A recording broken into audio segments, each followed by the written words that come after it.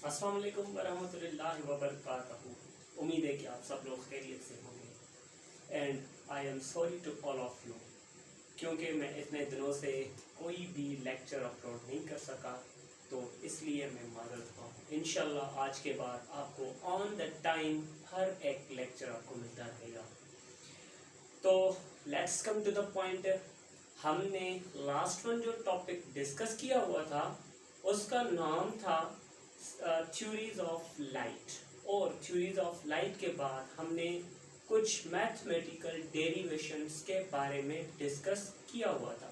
तो आज हम इस चैप्टर के इख्तिताम पे जो हमारा लास्ट वन लेक्चर है, जो हमारा लास्ट वन टॉपिक है contributions of some famous philosophers, तो आज हम उन कुछ फिलोसोफर्स की हिस्ट्री को डिफाइन करेंगे जिन्होंने अपनी पूरी life in the field of science में गुजार दी है। जी हाँ, कुछ हमारे पाकिस्तानी फिलोसोफर्स भी हैं और उसके साथ साथ हमारे जो मुस्लिम साइंटिस्ट हैं उसको हम डिस्कस करने जा रहे हैं। तो सबसे पहले हम बात करते हैं अबू अली हसन, जिसको हम अल हैशम भी कहते हैं। जी हाँ, अल हैशम, जिसकी पैदाइश 965 एडी और जिसकी डेथ 1039 टू 1040 के बीच में हुई थी। कोई मसला नहीं है, कोई भी प्रॉब्लम नहीं है, ये इशू वगैरह कुछ भी नहीं होगा, क्योंकि इनकी हम हिस्ट्री को डिफाइन करते हैं और जब भी हम हिस्ट्री को डिफाइन करने लगते हैं तो कुछ हमारे मसले ऐसे भी होते हैं जो इधर उधर हो जाते हैं। चलो let's come to the topic. सबसे पहले हम बात करते हैं अबू अली हसन के बारे में और किन किन किताबों में अबू अली हसन का नाम जो है वो अल हैज़न भी लिखा जाता है। जी हाँ, अल हैज़न, कोई भी मसला नहीं, अल हैशम को हम अल हैज़न भी कहते हैं। तो सबसे पहले हम बात करते हैं इसकी डेट ऑफ बर्थ के बारे में और उसके साथ साथ डेट ऑफ प्लेस के बारे में। जी हाँ, प्लेस ऑफ बर्थ के बारे में हम बात करेंगे, जिस जगह पे इसकी जो है वो पैदाइश हुई थी। इसकी जो पैदाइश हुई है वो बेसिकली बसरा में हुई है। He was born in Basra, a historical place in Baghdad. जी हाँ, बिल्कुल, ये बगदाद में पैदा हुआ था। और इंटरनेट पे अगर आप सर्च करेंगे या किसी भी हिस्ट्री की कोई भी बुक पढ़ लें तो उसमें इसकी जो पैदाइश हुई है वो कूफा लिखा हुआ है। यह भी कोई मसला नहीं है, हिस्ट्री है, हिस्ट्री इधर उधर हो जाती है, क्योंकि इनके जो पीरियड्स में हम में से कोई भी बंदा अवेलेबल नहीं था, तो तकरीबन बसरा में ही हमने पढ़ा हुआ है और हम भी यही बात कहेंगे कि इसकी पैदाइश कौन सी जगह पे हुई है, वो हुई है बसरा में। वो बसरा कहाँ है? हिस्ट्रिकल प्लेस है बगदाद की। कहा जाता है अबू अली हसन के बारे में ये बचपन से ही इंतहाई जहन नशीन बंदा था, मतलब ये फिलोसोफर्स है। और फिलोसोफर हम किसे कहते हैं? फिलोसोफर्स उसे हम बोलते हैं जो एक्सपेरिमेंट्स पर यकीन कम से कम रखते हैं।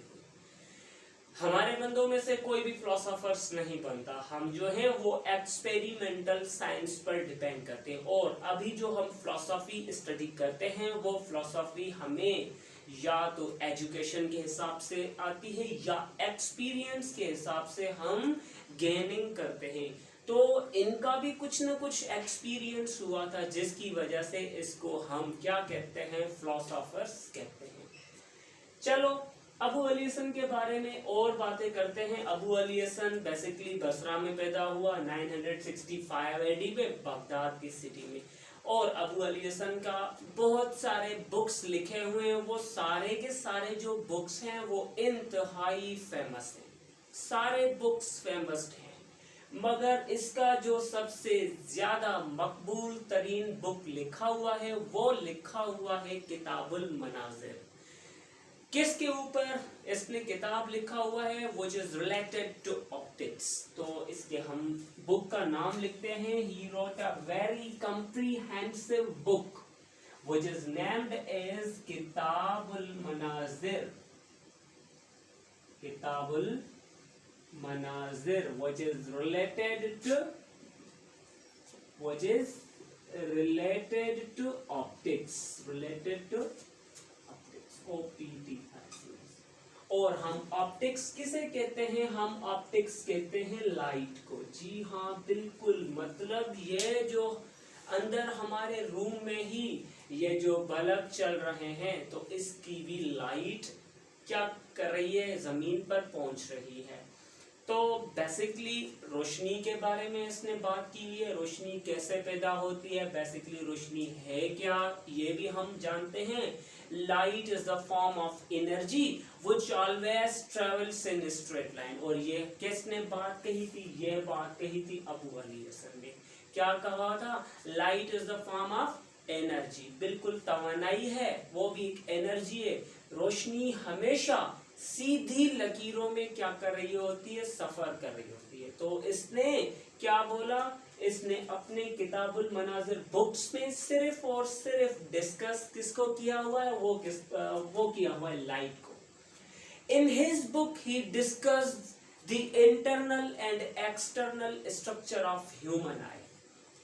इस किताब में इस बंदे ने इंसान की आंख के बारे में बात की हुई है कि ह्यूमन आई कैसे, हमारी आंख जो है वो कैसे काम करती है। और इसने, लिख लो ये भी पॉइंट, क्या कहा हुआ है? ही discussed the internal and external structure of human आई। मतलब इंसान की आंख के बारे में इसने जो है वो डिस्कस की हुई है कि इंसान की जो आंखें हैं वो काम कैसे करती हैं।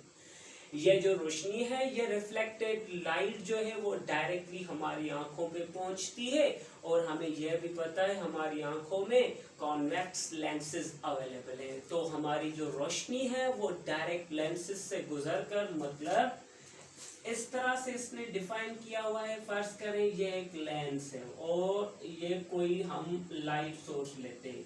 लाइट रेडिएशंस इससे क्रॉस करके क्या करते हैं? वो किसी ना किसी पॉइंट पर क्या होते हैं? पहले कन्वर्ज होते हैं, और कन्वर्जिंग होने के बाद वो क्या हो जाते हैं? डाइवर्ज होते हैं। और जैसे ही ये डाइवर्ज होते हैं, ये फॉल करते हैं डायरेक्टली रेटिना पर। ठीक है ना? तो रोशनी आंख से गुजरकर किसी न किसी पॉइंट पर पहले क्या होती है? कन्वर्ज होती है। और पहले कन्वर्ज होने के बाद फिर क्या होती है? डाइवर्ज होती है। और जैसे ये डाइवर्जेंस होती है, वो डायरेक्टली फॉल करती है रेटिना पर। और हम ये भी जानते हैं, बायो में हमने पढ़ा हुआ है कि हमारी जो रेटिना है वहां पे दो किस्म के सेल्स मौजूद होते हैं। एक होता है कॉन सेल और दूसरा होता है रॉड सेल। वो दोनों जो सेल्स होते हैं, कॉन सेल और जो रॉड सेल्स होते हैं, वो डायरेक्टली कनेक्टेड होते हैं ऑप्टिक नर्व से। और जैसे ही हमारा जो इमेज रेटिना पे बनता है, रेटिना पे बनने के बाद वही इमेज ऑप्टिक नर्व के थ्रू ब्रेन के यहाँ चला जाता है। मतलब एक इलेक्ट्रिकल सिग्नल कन्वे होता है, वो जो डायरेक्टली ब्रेन के ऊपर, और बाद में ब्रेन जो है वो इंटरप्रेट करता है, जैसे कि हम हर एक चीज को बआसानी से देख सकते हैं। तो इसने अपने इस किताबुल मनाजिर में ह्यूमन की आंख के बारे में इंतहाई डिस्कस की हुई है। और उसके साथ साथ इसने दो फेमस फिलोसोफर्स की थ्योरी को रिजेक्ट किया। He rejected the theories of two famous philosophers. वो कौन से फिलोसोफर्स थे? वो दो फिलोसोफर्स थे, एक का नाम था यूक्लिड और दूसरे का नाम था टॉलमी। इसने यूक्लिड और टॉलमी की थ्योरी को रिजेक्ट किया। क्यों रिजेक्ट किया? वो इसलिए रिजेक्ट किया, यूक्लिड और टॉलमी ने यह बोला हुआ था कि ये जो सूरज की किरणें हैं वो डायरेक्टली हमारी आंखों से स्ट्राइक करती हैं और हम चीजों को देखते हैं। मगर इसने बोला हमारी आंखों में जो ये लेंसेज अवेलेबल हैं वो ये इंतहाई सेंसिटिव होते हैं। डायरेक्टली अगर रोशनी हमारी आंखों पे आकर गिरती है तो हमारे जो ये लेंसेज हैं ये इंतहाई सेंसिटिव होने के साथ साथ ये डिस्ट्रॉय हो जाते हैं, तबाह हो जाते हैं, खत्म हो जाते हैं, इंसान की नजर बिल्कुल वीक हो जाती है। तो इसने बोला अगर सूरज की किरणें जो है वो डायरेक्टली हमारी आंखों पे आकर गिरेंगी तो हम कैसे हम चीजों को देख सकते हैं। So that's why he said we can see the objects due to the reflection of light. ये जो बल्ब की रोशनी जल रही है ये डायरेक्टली आ रही है, ऑब्स्टेकल से स्ट्राइक कर रही है, उसके बाद रोशनी जो है वहां से रिफ्लेक्ट होती है, रिफ्लेक्ट होने के बाद मेरी आंखों से लग रही है और मैं हर एक चीज को आसानी से देख सकता हूँ। वही एग्जांपल आप खुद के लिए भी लिख सकते हैं। मतलब ये कि आप भी उन्हीं रोशनी को देख सकते हैं। मतलब रिफ्लेक्शन ऑफ लाइट जब होती है उसके बाद हम आसानी से हर चीज को देख सकते हैं। इसलिए इसने टॉलमी और यूक्लिड की थ्योरी को रिजेक्ट किया। उसके साथ साथ अबू अलियसन ने इन्वेंट की हुई थी पिनहोल कैमरा। ही इन्वेंटेड पिनहोल कैमरा। इसने जो कैमरा बनाई हुई ना तो जाहिर सी बात है अपने लिए बनाई होगी, खुद का फोटो निकालने के लिए, खुद को मशहूर करने के लिए।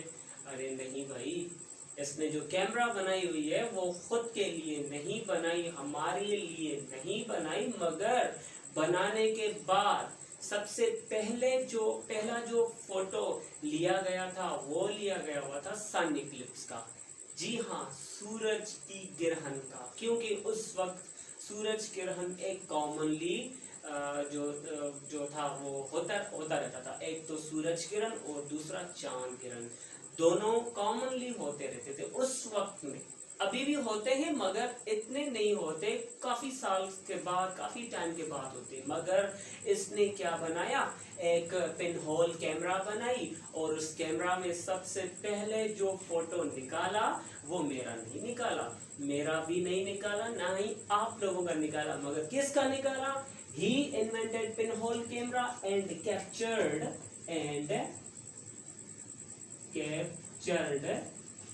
दी सन इक्लिप्स। आप लोग यही समझ रहे होंगे कि इसने जो कैमरा इन्वेंट की है, जाहिर सी बात है इसने या तो खुद का फोटो लिया होगा या तो अपनी वाइफ का लिया होगा। क्योंकि हर बंदे को अपनी वाइफ सबसे ज्यादा अजीज होती है, मगर इसने अपनी वाइफ को भी इतनी फेयर नहीं दी। क्यों नहीं दी? क्योंकि ये साइंस का बंदा था, ये एक फिलोसोफर था, और फिलोसोफर्स बंदा खुद ही सब्जेक्ट से इंटरेस्ट लेता है। मैं खुद अपने सब्जेक्ट्स में ही इंटरेस्ट लेता हूँ, कोई मसला नहीं है। कोई भी कुछ भी बोले, no matter, I am interested in my subject. मगर मेरे सब्जेक्ट के बारे में अगर कोई कुछ भी बोलेगा तो डेफिनेटली मैं भी क्या कहूँगा, बिल्कुल उससे लड़ने पर तैयार हो जाऊंगा। मगर आप लोग लड़ना नहीं है, डरना नहीं है, पढ़ना है फिलहाल आपको। ठीक है, फिलहाल आप पढ़े। तो क्या बोला हुआ था इसने इन्वेंट किया पिनहोल कैमरा, और उसके साथ साथ सबसे पहला जो फोटो लिया वो किसका लिया, वो लिया हुआ था सन इक्लिप्स का। क्लियर। और उसके साथ साथ इसने बोला when the ray of light passes through a medium, मतलब अगर कोई भी सूरज की रोशनी होती है वो जैसे ही एक मीडियम से दूसरे मीडियम में दाखिल होती है, से सपोज एयर से वो वाटर में अगर दाखिल होगी तो वो क्या होती है, वो अपनी डायरेक्शन को थोड़ा चेंज कर लेती है। इट डेविएट्स, मतलब वो थोड़ी क्या करती है, डायरेक्शन को चेंज कर लेती है। और इस प्रिंसिपल्स को उसने नाम दिया था the principle of the least time to traverse, the principle of the least time to traverse. और ये पहला बंदा था जिसने दो जो है वो क्या लॉस दिए हुए थे, और वो दो लॉस कौन से दिए हुए थे। एक जो लॉ दिया था उसका नाम दिया था लॉ ऑफ रिफ्लेक्शन और जो दूसरा लॉ था वो था लॉ ऑफ रिफ्रैक्शन। उसके साथ साथ अबू अली हसन की बहुत सारी कामें हैं जो इसने साइंस के मुतालिक की हुई हैं। मेजर जो काम किए हैं इसने वो हमने डिस्कस किए हुए, बाकी आप लोगों को अपने कोर्स से मिल जाएंगे, कोई भी मसला नहीं है। ठीक है, यहाँ पे हमारा जो पहला जो साइंटिस्ट है, वो जो हमारा पहला फिलोसोफर है अबू अली हसन, ये यहाँ पे खत्म हुआ। ठीक है, अब हम दूसरे को डिस्कस करते हैं।